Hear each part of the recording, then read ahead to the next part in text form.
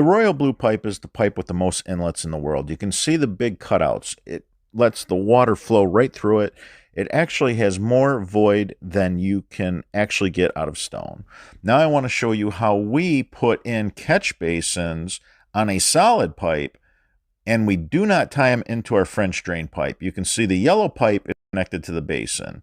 If you look really close there, you can see the basin. The yellow pipe is solid, and then there's another basin on the other side of that stone pile. The green lid is not on it yet, but I wanted to show you guys how simple and easy it is to put basins in while you're building your French drain without tying them into your French drain pipe. Because if all these inlets get plugged full of debris, your French drain is done. So as soon as you connect a catch basin to your French drain perforated pipe, you gave it an expiration date.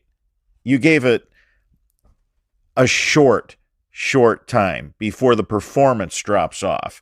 Now, if you don't tie any catch basins to this pipe, those inlets stay open and it literally works forever. That pipe's rated to last 200 to 500 years. Now, again, look at the yellow pipe and the catch basins.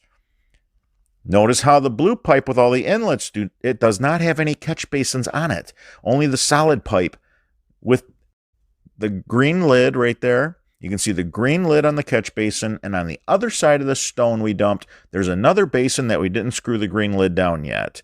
So this should help everybody out quite a bit.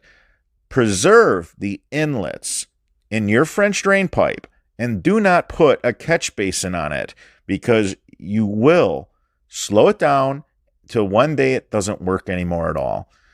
All right, everybody. Until that next video.